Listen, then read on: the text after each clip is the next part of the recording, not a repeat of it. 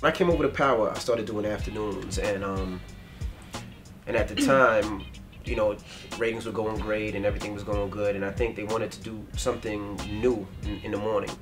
And they approached me and said, you know, they already had been talking to Charlamagne and already had been talking to Angela Yee. They wanted them a part of the station, and G-Spin, which is one of our bosses, came up with this concept to put us three together and do us three in the mornings. And at first, I think I was a little reluctant because I didn't, you know, I'd never worked with Angela Yee and Charlamagne every day, 6 in the morning. I told myself I would never do mornings again.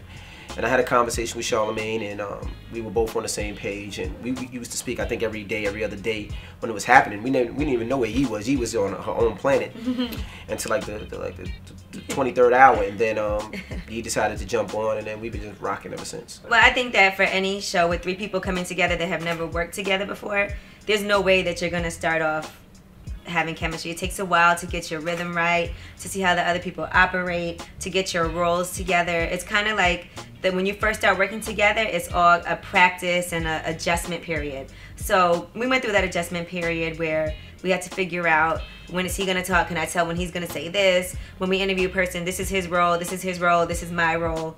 So I think we had to take all of those things into consideration, and it really does take a lot of time. It wasn't something that we expected to instantaneously get on the air and, okay, now this is it, we're perfect. It definitely was something that was always a work in progress. And it's still a work in progress. Like, you never sit back and think, okay, we got it, it's done, it's good. It's always every day, how can we get better? You know, getting Charlamagne and getting Angela Yee is kind of like getting a brother and a sister that, you know, when you go to school and you get jumped, you know that tomorrow they're coming with you to fight back. You know what I mean? And that was the best thing with the Breakfast Club. It's like, if you swing at Angela Yee, the next day you got to swing on me and Charlamagne. You know, you swing on Charlamagne, next day you got to swing on me and, you know, Yee. So it's, now you got a crew. Now you're not there by yourself. So now it's like, all right, you want to go to war? We can war all day. And it's like, you know, I think their minds is just as bad as mine as far as war is concerned. And, you know, when it comes to doing work, they're just as bad and hardworking as me. And I mean, if you ever see the show, it's like some of that stuff that we do for that show, it's just kind of, it's just like our demented minds coming together and forming some stuff. And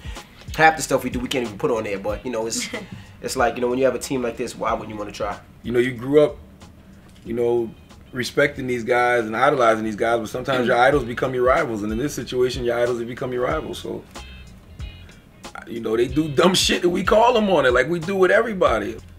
So, I mean, this war, man, like, you know, like Envy said, this is our brand, this is our team.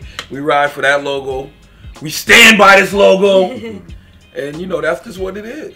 Bottom line, point blank, period. You know what I mean? This is my station. This is who pays me. This is my family right here. And if you go at a family member of my station or go at my station, I got to go at you. They would do the same, you know what I mean? You know, they feel like they carry that brand on their back, and I feel like I carry this brand on my back with my co-hosts. You know what I mean? This is what we do. You know what I mean? If you take anything from our station, it hurts the brand. It hurts anything that this station is to us. You know, we young, we in these clubs. You know, we rock these clubs, we control these clubs, we control the music, we break the artists, we have the best interviews, and we work harder. You can't take that from us. I don't care what brand you have, but you can't take that from Power 105 and the Breakfast Club. Absolutely. Period. I just think it's a new regime, man. Like, you know, the other station is a very respected brand, but it's the natural course of things that Power eventually fades and weakens. And I just think that we're the new regime, and I really believe the next decade is ours. And then there's going to be another young regime that comes up, and instead of going to war with them, hopefully we just bring them up onto us and accept them. And accept them and, you know, bow out gracefully, move on to other things. Anything is possible. I mean, Hot 97 has a lot of history. They were mentioned in a lot of songs. Oh, yeah. You know, a lot of things got done over that station because they've been around a long time. But they were the first hip-hop station. That's the only thing that, you know, when you're the first, you're always known as the first. Will Power be bigger than Hot 97 in New York? Abso-fucking-lutely. Bigger brand, it's kind of hard to be the bigger brand when you're the first. You know what I mean? Because everybody will always refer back to the first station to play hip-hop was Hot 97 in all formats like that. But Will Power be a bigger brand? Absolutely. That's the goal. That's no done. I wouldn't say it's not possible. So yeah, I think Hot 97 is McDonald's. Power 105.1 is Chick-fil-A.